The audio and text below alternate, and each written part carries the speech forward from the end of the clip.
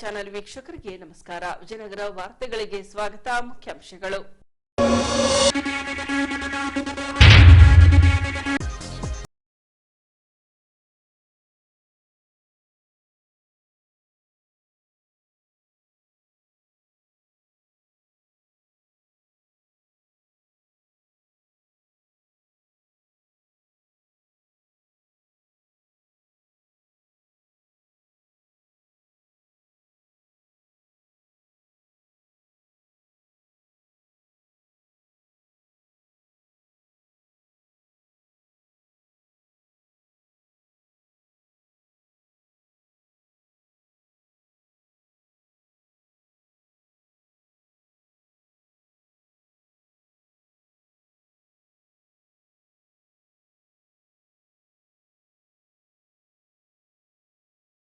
ಚಿನ್ನದ ಪದಕ ಪಡೆದ ಹೊಸಪೇಟೆಯ ರಕ್ಷಿತ್ ದೇವರಮನಿ. ಈಗ ವಾರ್ತೆಗಳ ವಿವರ. ಡಾಕ್ಟರ್ ಬಿಆರ್ ಅಂಬೇಡ್ಕರ್ ರಚಿಸಿದ ಸಂವಿಧಾನವನ್ನ ಅಂಗೀಕರಿಸಿದ ದಿನವನ್ನ ಸಂವಿಧಾನ ದಿವಸ್ ಎಂದು ಆಚರಿಸಿಕೊಂಡು ಬರಲಾಗುತ್ತದೆ. ಹೀಗೆ ದಿನಾಂಕ 26ರಂದು ತಹಸೀಲ್ದಾರ್ ಕಚೇರಿಯಲ್ಲಿ ಡಾಕ್ಟರ್ ಬಿಆರ್ ಅಂಬೇಡ್ಕರ್ ಅವರ ಭಾವಚಿತ್ರಕ್ಕೆ ಪೂಜೆ ಸಲ್ಲಿಸಿದ ತಹಸೀಲ್ದಾರ್ ಹಾಗೂ ಸಿಬ್ಬಂದಿಗಳು ಸಂವಿಧಾನ ಪೀಠಿಕೆಯ ಪ್ರತಿಜ್ಞಾವಿಧಿ ಪಠಿಸಿದರು.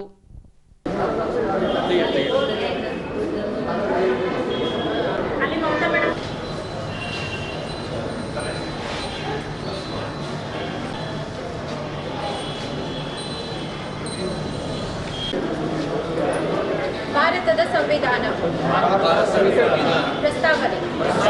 ಭಾರತದ ಜನಗಳಾದ ನಾವು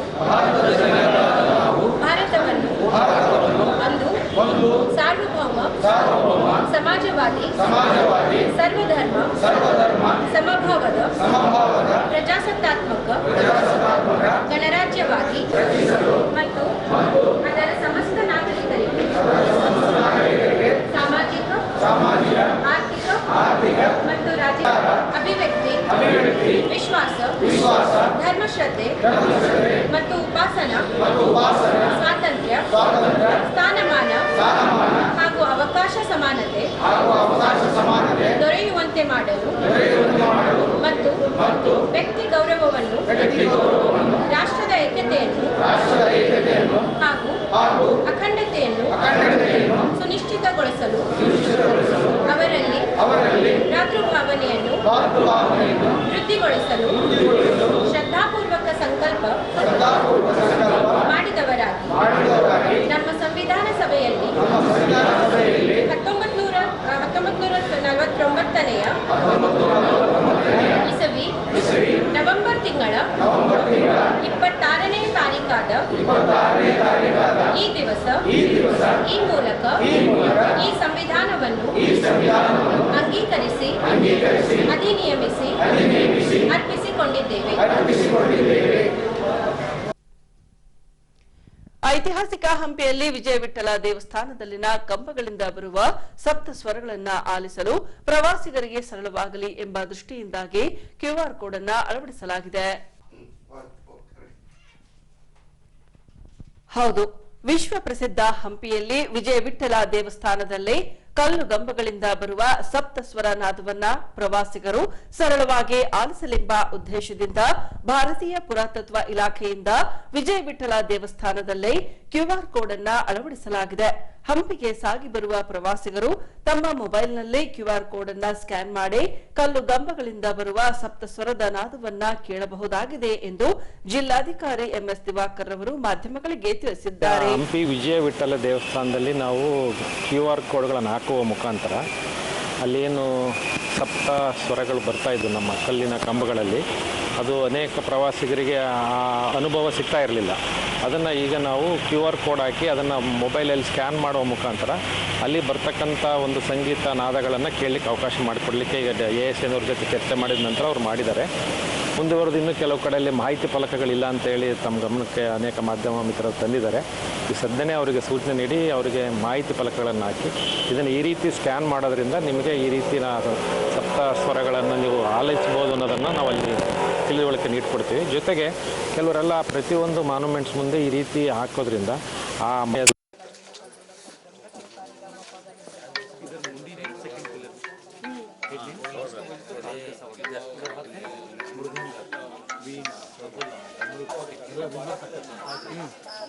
ಬಂತು ಹಂಗೆ ಇರ್ತಾ ಸೌಂಡ್ ಪ್ಲೇ ಮಾಡಿ.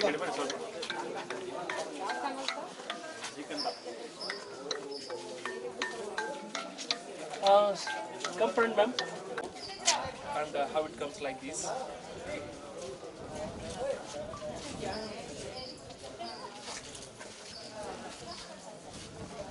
So then you have to scan. Yeah. Sounds. All different sounds. Yeah. What's that? Oh, wow. All the pillar sounds. all the pillars. What? Wow. Amazing.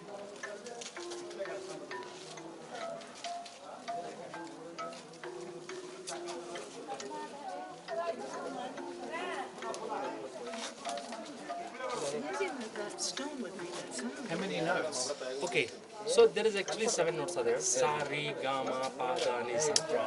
The each pillar have different musical instruments. Yeah, it's a stick. It's a stick. Yeah. Sir ನೀವು ಅಲ್ಲೇ ಇರಿ ಅವ್ರು explain ಮಾಡ್ತಾರೆ. ಕಲ್ಲಿಂಗ್ background light ಹಿಂಗೈತಲ್ಲ.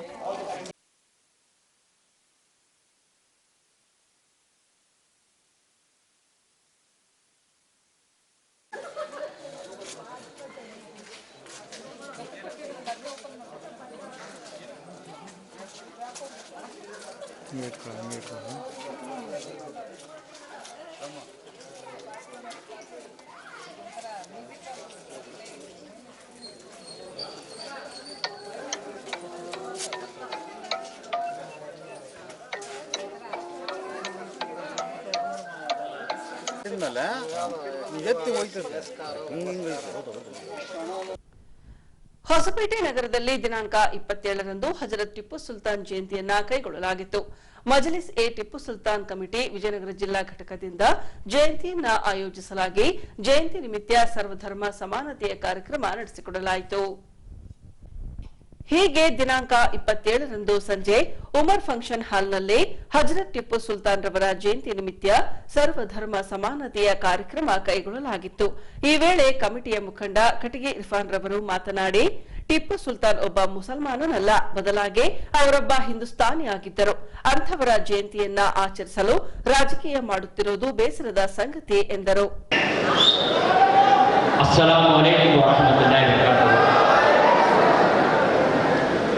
नमस्कार। आज मुझे बहुत खुशी हो रही है क्योंकि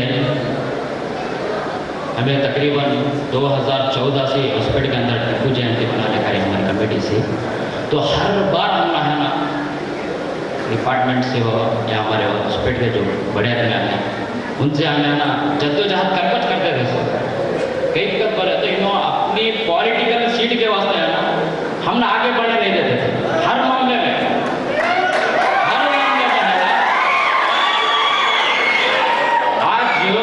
आज जो पॉलिटिकल का यूज कर को हम ले को यूज करते थे, उनको दिखा रहा हूं भाई ये हिंदुस्तान है, ये जो बैठे हैं ये हिंदुस्तान है।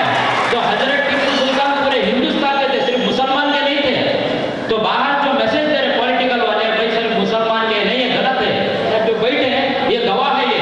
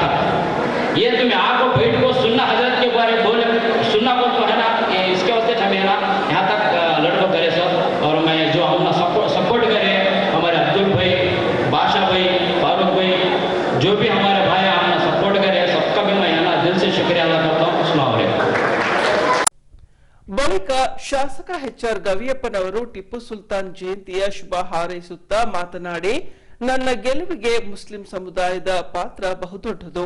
ನಿಮ್ಮಗಳ ಅಭಿವೃದ್ಧಿಗೆ ಸರ್ಕಾರ ಸದಾ ಸನ್ನದ್ಧವಾಗಿರುತ್ತದೆ. ಎಲ್ಲ ಸಮುದಾಯದವರು ಸಹೋದರ ಸಹೋದರಿಯರಂತೆ ಸೇರಿಕೊಂಡು ಸಾಗೋಣವೆಂದು ಕರೆ ನೀಡಿದರು. ಇವತ್ತು ನಾವು ಈ ಕಾರ್ಯಕ್ರಮ ಹಮ್ಮಿಕೊಂಡಿದ್ದೀರಿ. ಎಲ್ಲ ಯುವಕರು ಬಂದ್ಬಿಟ್ಟು ಬಹಳಷ್ಟು ಕೇಳ್ಕೊಂಡ್ರು, ನನಗೆ ಕೇಳ್ಕೊಂಡ್ರು. ಬಟ್ ನಾನು ಪ್ರೊಸೆಷನ್ ಮಾಡಲಿಕ್ಕೆ ಬೇಡ, ಯಾಕಂದರೆ ನಮ್ಮ ಕ್ಷೇತ್ರದಲ್ಲಿ 15 ವರ್ಷ ಆದಮೇಲೆ ಮತ್ತೆ ನಮ್ಮ ಕಾಂಗ್ರೆಸ್ ಪಕ್ಷ ಅಧಿಕಾರಕ್ಕೆ ಬರ್ತಾ ಇದೆ. ಇವತ್ತು ನಮ್ಮ ಗುರಿ ಇರೋದು ಜನರ ಬದುಕ ಮೇಲೆ ಶಾಂತಿ ಕಾಪಾಡ್ಕೊಂಡು ಹೋಗೋದೇ ನಮ್ಮದೊಂದು ಗುರಿಯಾಗೈತಿ. ಬದುಕ ಮೇಲೆ ನಮಗೂ ಗುರಿಯಾಗಿದೆ. ಹಾಗಿರೋದ್ರಿಂದ ಹೆಜ್ಜೆಗೆ ನಾನು ಏನನ್ನ ತೀರ್ಮಾನ ತಗೋಬೇಕಂದ್ರೆ ಒಂದು ನಿಗಾ ಇಟ್ಕೊಂಡು ನಾನು ಮಾಡಬೇಕಾಗತ್ತೆ. ಎದಕ್ಕಂದರೆ ಇವತ್ತು ನಮ್ಮ ಮುಸ್ಲಿಂ ಸಮಾಜ, ನಮ್ಮ ಬಾಂಧವರು ನನಗೆ ಇವತ್ತು ಗೆಲುವಿಗೆ ಒಂದು ವೋಟ್ ಕೂಡ ಮಿಸ್ ಆಗ್ದಂಗೆ ನನಗೆ ಎಲ್ಲ 50,000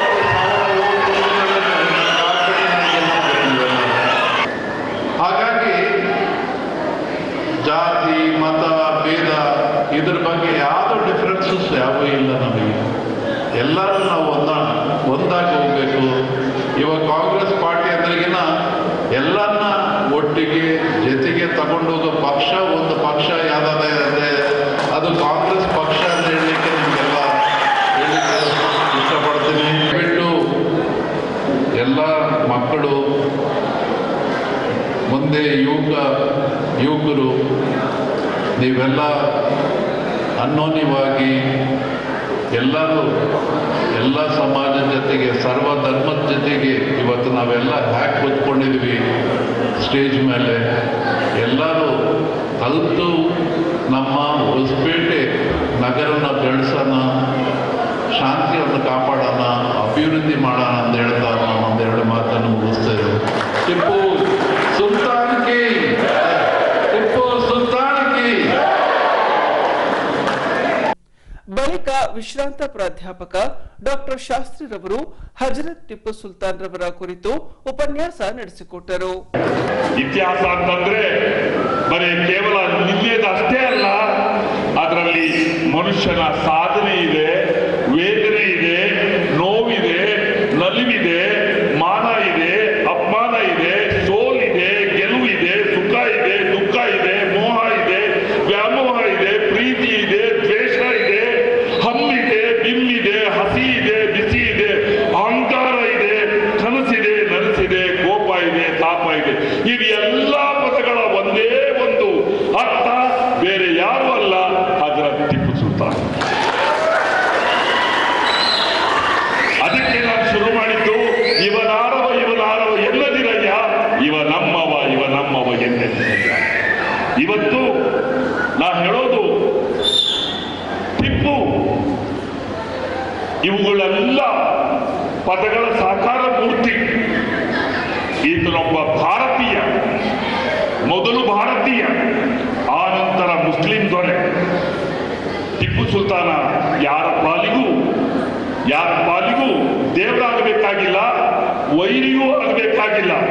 ಆತನನ್ನ ಒಬ್ಬ ಐತಿಹಾಸಿಕ ವ್ಯಕ್ತಿಯನ್ನಾಗಿ ಮಾತ್ರ ಕಂಡು ನೋಡಿ ಆತನ ಕಾಲದಲ್ಲಿ ಆ ದೊರೆ ಕೈಗೊಂಡ ಜನಪರ ಲೋಕ ಕಲ್ಯಾಣ, ಸಮಾಜೋಧಾರ್ಮಿಕ, ಸಾಂಸ್ಕೃತಿಕ, ಆರ್ಥಿಕ ಕ್ರಮಗಳ ಬಗ್ಗೆ ಮುಕ್ತ ಮನಸ್ಸಿನಿಂದ ಅರಿತು ತಿಳಿದು ಹೃದಯವಂತಿಕೆಯಿಂದ ಆತನೂ ಒಬ್ಬ ನಮ್ಮ ಹಾಗೆ ಮನುಷ್ಯ ರೀತಿಯಲ್ಲಿ ಬದುಕಿ ಬಾಳಿ ಬೆಳಕಾದ ಒಬ್ಬ ದೊಡ್ಡ ದೊರೆ ಅಂತೇಳಿ ಒಪ್ಕೊಂಡ್ಬಿಟ್ರೆ ನಾವು ಭಾರತೀಯರು ಸಾರ್ಥಕ. ಆ ನಿಟ್ಟಿನಲ್ಲಿ ಬದುಕಿದಂಥವರು ಆ ಟಿಪ್ಪು ಸುಲ್ತಾನ್. ತಂದೆಯಂತೆ ಮಗ ನೋಡಿ, ತಂದೆಯಂತೆ ಮಗ. ಅವತ್ತಿನ ದಿನ ಅದು ರಾಜಪ್ರಭುತ್ವ, ಈಗಿರೋದು ನಾವು ಪ್ರಜಾಪ್ರಭುತ್ವ. ಆ ರಾಜಪ್ರಭುತ್ವದ ದೊರೆಯಲ್ಲ ಈಗಿನ ಕನ್ನಡಿಗರಲ್ಲಿ ನೋಡೋದು ಬೇಡ. ಯಾಕೆ ನೋಡೋದು ಬೇಡ ಅಂತ ಹೇಳಿದ್ರೆ ಆತನ ತಂದೆ ಮೈಸೂರಿನ ಕಾರ್ಯಕರ್ತನಾಗಿ ಆಡಳಿತ ಮಾಡಿದ್ರೆ ಟಿಪ್ಪು ಸುಲ್ತಾನನಾಗಿ ಆಡಳಿತವನ್ನು ಮಾಡಿದ. ಇವತ್ತು ನಮಗೆ ಬೇಕಾಗಿರ್ತಕ್ಕಂಥದ್ದು ದೇಶ ಪ್ರೇಮ ಜೊತೆಗೆ ಸಮಾಜ ಪ್ರೀತಿ, ಆರ್ಥಿಕ ಅಭಿವೃದ್ಧಿ, ಜೊತೆಗೆ ಎಲ್ಲರನ್ನು ಕಪ್ಪಿಕೊಂಡು ಒಪ್ಪಿಕೊಂಡು ಹೋಗುವಂತ ಒಂದು ಮನೋಭಾವ. ಇತಿಹಾಸವನ್ನ ಎಂದೆಂದೂ ಇಣಿಕಿ ನೋಡಬೇಕೇ ವಿನಃ ಕೆಣಕಿ ನೋಡಬಾರದು. ಸ್ಥಳೀಯ ವಿಜಯನಗರ ಕ್ಷೇತ್ರದ ಶಾಸಕ ಎಚ್.ಆರ್. ಗವಿಯಪ್ಪನವರ ಹೇಳಿಕೆ ಹಾಗೂ ರಾಜ್ಯ ಮುಖ್ಯಮಂತ್ರಿ ಉಪಮುಖ್ಯಮಂತ್ರಿಗಳ ಹೇಳಿಕೆಗಳಿಂದ ಗ್ಯಾರಂಟಿ ಯೋಜನೆಗಳ ಕುರಿತು ರಾಜ್ಯದ ಜನರಲ್ಲಿ ಸಂಶಯ ಮೂಡತೊಡಗಿದೆ. ಹಾಗಾಗಿ ರಾಜ್ಯ ಸರ್ಕಾರ ಗ್ಯಾರಂಟಿ ಯೋಜನೆಗಳ ಕುರಿತು ಉಲ್ಬಣಿಸಿರುವ ಸಂಶಯವನ್ನ ನಿವಾರಿಸಬೇಕೆಂದು ಕೆಆರ್ಎಸ್ ಪಕ್ಷದ ಸದಸ್ಯ ಪಾಯ ಗಣೇಶ್ ರವರು ಸುದ್ದಿಗೋಷ್ಠಿ ಮೂಲಕ ರಾಜ್ಯ ಸರ್ಕಾರಕ್ಕೆ ಒತ್ತಾಯಿಸಿದ್ದಾರೆ. ನಾವು ಏರ್ಪಡಿಸಿರುವಂಥ ಈ ಒಂದು ವಿಷಯ ನಮ್ಮ ವಿಜಯನಗರ ಜಿಲ್ಲೆಯ ಮತ್ತು ವಿಜಯನಗರ 90 ವಿಧಾನಸಭಾ ಕ್ಷೇತ್ರದ ಮಟ್ಟಿಗೆ ಒಂದು ದೌರ್ಭಾಗ್ಯ ಅಂತಂದು ನಾನು ಭಾವಿಸ್ತೇನೆ. ವಿಜಯನಗರ 90 ವಿಧಾನಸಭಾ ಕ್ಷೇತ್ರದ ಶಾಸಕರು ಎಚ್.ಆರ್. ಗವಿಯಪ್ಪನವರು ಕಳೆದ ವಾರ ಆಡಿದಂಥ ಮಾತುಗಳು ಸರ್ಕಾರದ ಮಟ್ಟದಲ್ಲಿ ಹೋಗಿ ಕೇಳಬೇಕಾದಂಥ ಒಬ್ಬ ಶಾಸಕರಾಗಿ ಶಾಸನ ಸಭೆಗಳಲ್ಲಿ ತಮ್ಮ ಹಕ್ಕುಗಳನ್ನು ಮತ್ತು ಅವಕಾಶಗಳನ್ನು ಬಳಸಿಕೊಂಡು ಈ ಕ್ಷೇತ್ರಕ್ಕೆ ಬರಬೇಕಾದಂಥ ಅನುದಾನಗಳನ್ನು ತರಬೇಕಾದಂಥ ಒತ್ತಾಯ ಮಾಡಬೇಕಾದಂಥ ಆಗ್ರಹಪಡಿಸಬೇಕಾದಂಥ ಒಬ್ಬ ಶಾಸಕರು ಒಬ್ಬ ಯೂಸ್ಲೆಸ್ ಫೆಲೋ ಅಂತನೋ ಹಂಗೆ ಇಲ್ಲಿ ಯಾರ ಜೊತೆಗೋ ಕೂತು ಮಾತಾಡ್ತಾರ. ಒಬ್ಬ ಶಾಸಕರಾಗಿ ಏನು ಕೆಲಸ ಮಾಡಬೇಕನ್ನುವಂಥ ಒಂದು ಕನಿಷ್ಠ ಪ್ರಜ್ಞೆ ಕೂಡ ಎಚ್.ಆರ್. ಗವಿಯಪ್ಪನವ್ರಿಗೆ ಇಲ್ಲ ಅನ್ನುವಂಥದ್ದು ಇದರಿಂದ ಸಾಬೀತಾಗುವಂಥದ್ದು. ಬೇರೆಲ್ಲ ಶಾಸಕರಿಗೆ 70ರಿಂದ 80 ಕೋಟಿಗಳು ಬರ್ತದೆ. ಆದರೆ ನಮ್ಮ ಕ್ಷೇತ್ರಕ್ಕೆ ವಿಜಯನಗರ 90 ವಿಧಾನಸಭಾ ಕ್ಷೇತ್ರ ಏನು ಹೊಸಪೇಟೆ ತಾಲೂಕಿದೆ, ಈ ಕ್ಷೇತ್ರಕ್ಕೆ 20 ಕೋಟಿ ಮಾತ್ರ ಈ ವರ್ಷ 25 ಕೋಟಿ ಮಾತ್ರ ಬಂದಿರುವಂಥದ್ದು. ಕಳೆದ ವರ್ಷ 2023-24 ಆರ್ಥಿಕ ವರ್ಷದಲ್ಲಿ 20 ಕೋಟಿ ಬಂದಿತ್ತು ಹೋದ ವರ್ಷ. ಈ ಸರಿ 25 ಕೋಟಿ ಬಂದತ್ತಂತಂದು ದುರಂತ ಅಂತಂದರೆ ಅವ್ರು ಭಾಳ ಸ್ಪಷ್ಟವಾಗಿ ಹೇಳ್ತಾರೆ. ನಿನ್ನೆವರೆಗೆ ಏನು ಕೆಲಸಗಳಾಗ್ಯತ್ತ ಅದೆಲ್ಲ ಕೂಡ ಹಿಂದೆ ಇದ್ದಂಥ ಶಾಸಕರು ಯಾರು ಅನಂತ್ ಸಿಂಗ್ ಅವರ ಕೆಲಸಗಳನ್ನು ನಾವು ಮಾಡ್ಕೊಂಡು ಬರ್ತಾ ಇದ್ದೀವಿ ಅಂತಂದು. ಅಂದರೆ ಸುಮಾರು 1.5 ವರ್ಷಗಳ ನಂತರ ಕೂಡ ಕಾಂಗ್ರೆಸ್ ಸರ್ಕಾರ ಪೂರ್ಣ ಬಹುಮತದೊಂದಿಗೆ ಆಡಳಿತ ನಡೆಸ್ತಾ ಇದ್ದು, ಈಗ ನೋಡಿದರೆ 3 ಬೈ ಎಲೆಕ್ಷನ್ನಲ್ಲಿ 3 ಕೂಡ ತಗೊಂಡಿದ್ದಾರೆ. ಆ ಶಾಸಕರು ಕೂಡ ನೂತನವಾಗಿ ಕಾಂಗ್ರೆಸ್ ಶಾಸಕರು ಆಗಿ ಬಂದಿರುವಂಥದ್ದು. ಇಂಥವರಿಗೆ ಒಂದು ಅನುದಾನ ತರುವಂಥ ಕನಿಷ್ಠ ಪ್ರಜ್ಞೆಗಳು, ಕನಿಷ್ಠ ಜ್ಞಾನಗಳು ಕೂಡ ಇಲ್ಲ ಅನ್ನುವಂಥದ್ದು ಇದರಿಂದ ಸ್ಪಷ್ಟವಾಗ್ತದೆ. 3,70,000 ಕೋಟಿಯ ಈ ಬಜೆಟ್ ಒಳಗಡೆ ಕರ್ನಾಟಕ ಸರ್ಕಾರದ ಈ ವರ್ಷದ ಬಜೆಟ್ 3,70,000 ಕೋಟಿ ಒಳಗೆ ಸರಿ ಸುಮಾರು 56,000 ಕೋಟಿಯನ್ನ ಇದಕ್ಕಾಗಿ ಈ 5 ಗ್ಯಾರಂಟಿ ಯೋಜನೆಗಳಿಗೋಸ್ಕರ ಮೀಸಲಿಟ್ಟಿರುವಂಥದ್ದು. ಹಾಗಾಗಿ ಇಲ್ಲಿ ಬೇರೆ ಏನು ಕೊಡಲಿಕ್ಕೆ ಸಾಧ್ಯ ಆಗ್ತಾ ಇಲ್ಲ ಅಂತಂದು ಒಬ್ಬ ಬೇಜವಾಬ್ದಾರಿ ಹೇಳಿಕೆಯನ್ನು ಶಾಸಕರು ಕೊಟ್ಟಿರುವಂಥದ್ದು. ನಾವು ಭಾಳ ಪ್ರಾಮಾಣಿಕವಾಗಿ ಮತ್ತು ಒಂದು ಗ್ರಾಸ್ ರೂಟ್ ಲೆವೆಲ್ ಒಳಗೆ ನಾವು ಆಲೋಚನೆ ಮಾಡ್ತಾ ಇರುವಂಥದ್ದು ಏನಂದರೆ 3,70,000 ಕೋಟಿ ಒಳಗೆ 3,70,000 ಕೋಟಿದು ಅನುದಾನ ಈ ವರ್ಷದ ಬಜೆಟ್ ಅಂತಂದು ಕರ್ನಾಟಕ ಸರ್ಕಾರ ಪ್ಲಾನ್ ಮಾಡಿರುವಂಥದ್ದು. ಅದ್ರೊಳಗೆ ಬರೀ 25 ಕೋಟಿ ಬರ್ತದಂದ್ರೆ ಇನ್ನು 3,69,975 ಕೋಟಿಗಳು. ಇದು ಸಾಮಾನ್ಯ ಮೊತ್ತ ಅಲ್ಲ. ಇಷ್ಟೊಂದು ಮೊತ್ತ ಎಲ್ಲಿ ಹೋಗ್ತಾ ಇದೆ ಅಂತಂದ್ರೆ ಅದರೊಳಗೆ 56,000 ಕೋಟಿ ಇದಕ್ಕೋಸ್ಕರ ಹೋಗ್ಯತ್ತಂತಂದ್ರೆ ಒಂದು ವಿಧಾನಸಭಾ ಕ್ಷೇತ್ರ ವಿಜಯನಗರ 90 ವಿಧಾನಸಭಾ ಕ್ಷೇತ್ರಕ್ಕೆ ಬರೀ 20-25 ಕೋಟಿಗಳು ಮಾತ್ರ ಬರ್ತದಂದ್ರೆ ಏನಾಗ್ತಾ ಇದೆ ಉಳಿಕಿದ್ದು ದುಡ್ಡುಗಳು ಅಂತಂದು. ಹಾಗಾಗಿ ಒಬ್ಬ ಶಾಸಕರಿಗೆ ಈ ಥರದ ಎಲ್ಲ ನಾಲೆಡ್ಜ್ಗಳನ್ನು ಇಟ್ಕೊಂಡು ಶಾಸನ ಸಭೆಗಳಲ್ಲಿ ಕೇಳುವಂಥದ್ದು, ಅವರ ಮುಖ್ಯಮಂತ್ರಿಗಳನ್ನು ಕೇಳುವಂಥದ್ದು, ಉಪಮುಖ್ಯಮಂತ್ರಿಗಳನ್ನು ಕೇಳುವಂಥದ್ದು, ಸಂಬಂಧಿಸಿದ ಕೆಲಸಕ್ಕೆ ಸಂಬಂಧಪಟ್ಟಂಗೆ ಆಯಾ ಸಚಿವರನ್ನ ಕಾಣುವಂಥದ್ದು, ಸಂಪುಟ ಸಭೆಗಳಲ್ಲಿ ಭಾಗವಹಿಸುವಂಥದ್ದು, ಅಲ್ಲಿ ಹೋಗಿ ತಮ್ಮ ಹಕ್ಕುಗಳನ್ನು ಮಂಡಿಸಿಕೊಂಡು ಈ ಕ್ಷೇತ್ರಕ್ಕೆ ಬೇಕಾದಂಥ ಏನೇನು ಕೆಲಸಗಳು ಆಗಬೇಕಾಗಿದೆ ಅದಕ್ಕೆಲ್ಲ ತರಬೇಕಾದಂಥ ಒಂದು ಹೊಣೆಗಾರಿಕೆ ಶಾಸಕರ ಮೇಲಿದೆ.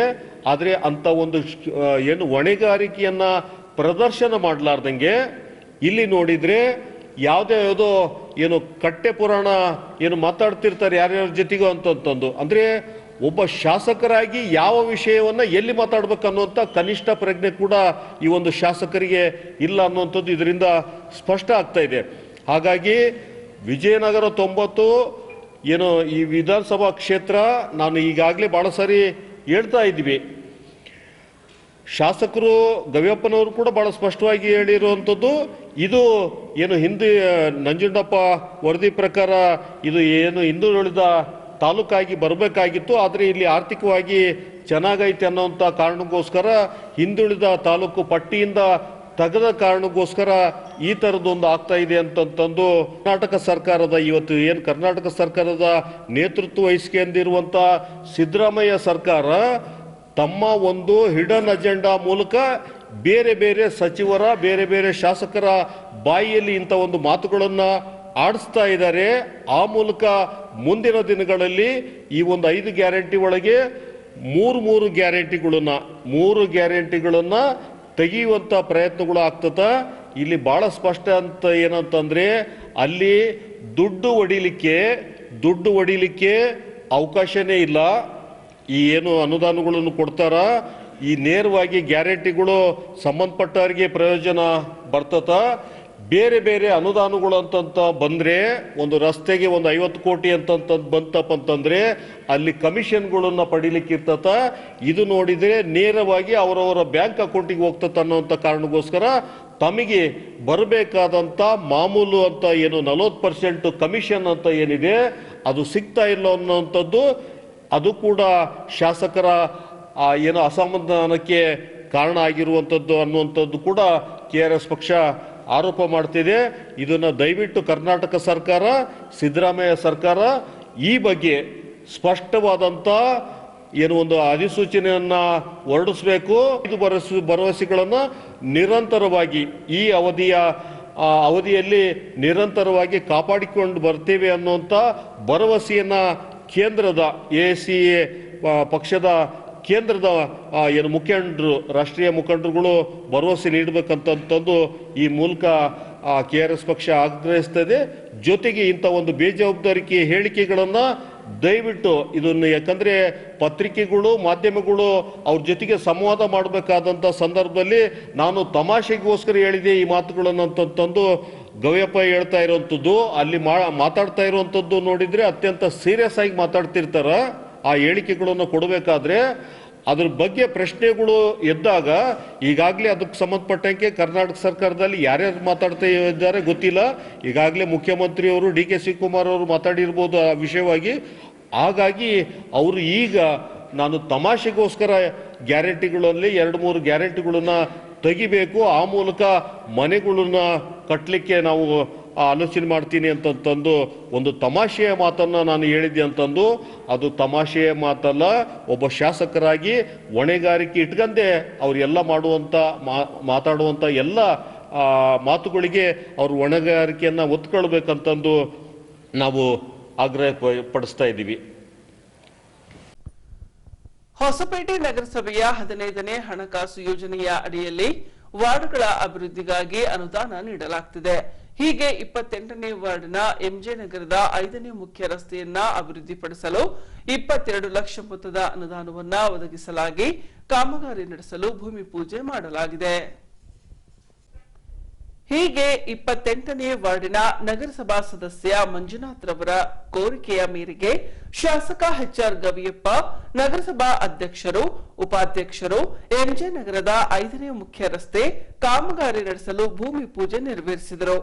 ಇನ್ನು 22 ಲಕ್ಷ ಮೊತ್ತದ ಅನುದಾನ ನೀಡಿದ ನಗರಸಭಾ ಅಧ್ಯಕ್ಷರು ಹಾಗೂ ಸರ್ವ ಸದಸ್ಯರಿಗೆ 28ನೇ ವಾರ್ಡಿನ ನಗರಸಭಾ ಸದಸ್ಯ ಮಂಜುನಾಥ್ ರವರು ಈ ವೇಳೆ ಕೃತಜ್ಞತೆ ತಿಳಿಸಿದ್ದಾರೆ. ಎಲ್ಲರಿಗೂ ನಮಸ್ಕಾರ. ಈ ದಿನ ಮೊಟ್ಟ ಮೊದಲಿಗೆ ನಾನು ಶಾಸಕರು ಗಯಪ್ಪ ಸಾಹೇಬ್ರಿಗೂ ಮತ್ತು ನಮ್ಮ ನಗರಸಭೆ ಅಧ್ಯಕ್ಷರಿಗೂ ಮತ್ತು ಉಪಾಧ್ಯಕ್ಷರಿಗೂ ಮತ್ತು ಸ್ಥಾಯಿ ಸಮಿತಿ ಅಧ್ಯಕ್ಷರಿಗೂ ಮತ್ತು ನನ್ನ ಎಲ್ಲ ನಗರಸಭೆ ಸದಸ್ಯರು, ತಾಯಂದಿರು, ಅಕ್ಕಂದಿರಿಗೂ ಅವರಿಗೆ ನಾನು ಈ ದಿನ ಅವರಿಗೆ ಧನ್ಯವಾದ ಹೇಳಕ್ಕೆ ಇಷ್ಟಪಡ್ತೀನಿ. ಇವತ್ತಿನ ದಿನ ನಮ್ಮ ಒಂದು ಕೆರೆಗೆ ಒಂದು ಭೂಮಿ ಪೂಜೆ ಇದೆ ಅಂತಂತಂದರೆ ಅವರು ತಮ್ಮ ಒಂದು ಸಮಯವನ್ನು ಬದಿಯಿಟ್ಟು ಈ ಒಂದು ಕಾರ್ಯಕ್ರಮಕ್ಕೆ ಯಶಸ್ವಿಗೊಳಿಸಿದ್ದಾರೆ.